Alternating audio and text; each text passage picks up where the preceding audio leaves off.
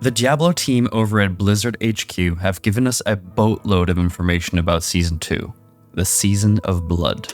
I watched the entire 2.5 hour stream and took a bajillion notes, and now I really want to tell you all about it. In this video, I'll be recapping everything they mentioned about Season 2 and how some of these mechanics will completely change the game. The video has timestamps, so feel free to jump around the video at your leisure. And without further ado, let's now talk about the new mechanics that Season 2 will bring, starting with the new and exciting Vampiric Powers. Season 2 introduces a core gameplay mechanic known as Vampiric Powers. You will have the opportunity to unlock and upgrade 22 distinct vampiric powers by defeating a new type of enemy called the Bloodseekers, or other vampires under Lord Zyr's command, and collecting a new crucial material called Potent Blood. You can use the collected Potent Blood to unlock or upgrade vampiric powers through the Sanguine Circle, which is the new screen where you'll be able to manage your vampiric powers. The Sanguine Circle allows you to equip up to 5 vampiric powers at any given time. However, these powers remain inactive until players fulfill particular requirements known as the Pacts. The Pact system is another new mechanic that intricately ties to the utilization of vampiric powers. In Season 2, certain dropped items come attached with a certain number of pacts, such as Pacts of Eternity, Pacts of Ferocity, or Pacts of Divinity. These pacts are exclusive to armor pieces and not found on jewelry or weapons. They play a vital role in activating the powers within the Sanguine Circle. You see, each vampiric power comes with a pact requirement. The important part to remember here is that the pact requirement of a vampiric power is the amount of pacts you need to have overall on your gear to activate that power. For example, a power may require 2 Pacts of Eternity and 2 Pacts of Divinity across all equipped armor pieces to be activated. This requirement only applies to the powers added to the player's Sanguine Circle, by the way, so make sure you've got them slotted in. Now, you can also interact with pacts as standalone items, allowing you to inject, modify, or remove pacts on armor pieces, subject to a pact limit which is defined by the tier of the item. These pacts can be looted during blood harvest events, which I'll get to shortly. The variety of these powers offers a wide array of new abilities that work in conjunction with the abilities you already know. For example, a notable power is Metamorphosis, which morphs you into a bat upon dodging. The unique twist here being that when you dodge through enemies, they become afflicted with the vampiric curse, and once defeated, you absorb their soul. You can accumulate up to 8 souls, releasing them all at once for a powerful attack when you use any skill with a defensive keyword, such as a barrier skill, which is a really fun twist on the current abilities and how they interact with each other. The Diablo team have also mentioned that other vampiric powers interact with other skill types, such as channeling abilities. Okay, I know that was a lot to take in, but it's important, so feel free to listen to this section multiple times as needed. Now, let's talk about these new events, the Blood Harvests. Season 2 introduces new seasonal events known as Blood Harvests. These events are accessible from level 1 and are continuously active, rotating through the 5 different regions on the map. When a region is under attack during a Blood Harvest, the sky darkens as vampires take control, initiating various events in which players can participate. The objective of these events ranges from saving prisoners to stopping dark rituals, which quite honestly isn't really crazy exciting, is it? It's pretty mundane stuff that we've already done. The primary focus of these blood harvests is to provide a means for players, for us, to collect potent blood. Potent blood, which I mentioned earlier, is the currency with which you can unlock and upgrade vampiric powers. However, there is something very exciting about these new events, they introduced a new enemy type, the Blood Seekers. And this is probably the thing I'm the most excited for in Season 2. The Blood Seekers are heroes who, after being afflicted with the vampiric curse, have chosen to serve Lord Zir and fall into his corruption. They stand out from other enemies as they are effectively AI bots for us to combat. While their presence is notable during Blood Harvest events, similarly to the Butcher, they can show up at any point during a dungeon or cellar, meaning you'll have to stay on your toes at all times. And I, for one, love the idea of killing vampire player bots.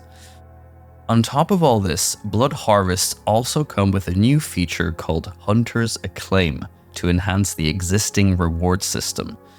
It's similar to the Renown system, where you earn reputation by completing events, but this time you get to spend the reputation to unlock cool rewards. The trading boards present in town currently are repurposed to facilitate this new feature. Engaging with these boards opens a menu where you can manage a new sort of renown system called the Hunter's Acclaim. And you earn this by defeating monsters, vampires, and participating in events during the Blood Harvests. Hunter's Acclaim can then be redeemed at these boards for rewards, such as potent blood, new vampiric powers, and items. I'm looking forward to seeing what they will do with this and what other rewards we should expect. Oh, another thing. Helltides will still be active in Season of Blood, meaning that there will be plenty to keep us busy. Now, let's talk about the new Engame Bosses. With the release of Season 2, we will also be getting a much needed addition to the late game in the form of 5 somewhat new Engame Bosses. These bosses are exclusive to Tier 3 and 4 and require you to complete specific events, namely Whispers from the Tree or Helltide events, to have a chance at battling them once again. Indeed, the only way to fight them is by summoning them from the dead, and to do this you'll have to gather materials that are rewards from the Tree of Whispers or the Helltide events, as I've just mentioned. This addition is particularly exciting as these bosses now have a chance to drop specific unique items, allowing you to target particular bosses to obtain specific items for your build. The lineup of these new bosses includes newcomer Grégoire the Galvanic Saint, who looks like a repurposed Cathedral of Light model, the Beast in the Ice, which is a demon, but instead of fire, it's ice, okay, Duriel, King of Maggots, which you should know by now if you follow my channel, and Varshan from Season 1. Oh, and not to forget Lord Zir, of course, from Season 2. Now, for me, the cool thing is that not only do these bosses have a chance to drop unique items, but they also have a chance at dropping unique cosmetics that are only available by defeating these bosses. Now, I know that items are more important than cosmetics, but I'm a sucker for the lore and I like to look on brand. What can I say? Duriel will be the equivalent to Uber Lilith. He will be another boss to defeat at level 100 and will have a chance to drop extremely rare unique items in the same way Uber Lilith does currently. Now, with a new season comes a new battle pass, and the Diablo team have talked about it during the stream, so here is what we know so far. The new battle pass will be centered around the vampiric theme, aligning with the overall narrative and aesthetic of the season. Nothing crazy so far. You'll get to collect a variety of rewards similar to the battle pass of Season 1. Expect cosmetic armor sets, weapons, and other items, but this time vampiric. Now, as I look at these armor sets, I can't help but feel a little bit concerned about the art style. Are we edging closer and closer to mobile game types of armors? Is a bright pink neon armor with wings next? I really hope not. A notable feature of this battle pass is the inclusion of weapons and customized town portals in the free tiers, which is more than the very weird cosmetic set they gave free players in Season 1. I think new town portals are a cool addition. One last thing to remember about the Battle Pass is that for people who purchase the Battle Pass and complete it, the devs have promised to up the amount of silver you get for completing the Battle Pass. Currently, you only get 666 silver, which is a fun gimmick but doesn't even allow you to purchase anything from the cash shop. Let's hope they give us at least enough to buy an armor set, come on. Season 2 also introduces a substantial number of quality of life improvements aimed at improving the gameplay experience in Diablo 4. These changes address some of the community's previous concerns and streamline various game mechanics. There are so many of these that I'm deciding to pick the ones I find the coolest and leave the rest to the patch notes, as otherwise this video would be hours long. So let's start with the changes to the gems. From Season 2 on, instead of acquiring gems directly from defeated enemies, you will now collect gem fragments, a new material type that doesn't occupy inventory space. These fragments can then be taken to the jeweler to craft the specific gems you need, reducing inventory clutter. I'm curious, how do you feel about this? Would you rather have had another bag for gems? I actually think changing the gems to be materials is a good shout, as that means less visual clutter when you kill mobs, and you don't have to worry about that at all anymore. But that wasn't the best news we got. No, that privilege goes to the massive experience boost coming in Season 2. That's right, with the release of Season 2 comes a huge boost to XP. According to the development team, on average, it will now take 40% less time to reach level 100.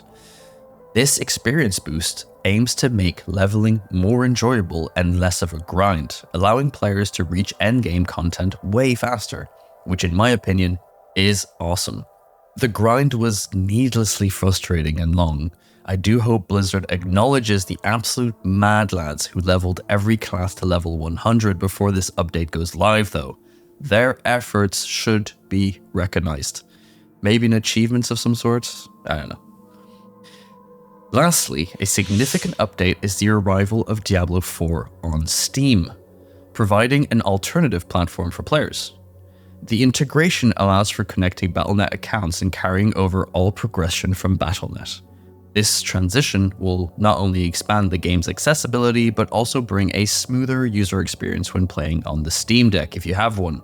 That news was actually the most unexpected part of the livestream for me. Normally, most companies keep their game on their own launcher for years before bringing them over to Steam in order to keep 100% of the money you pay when you purchase a game.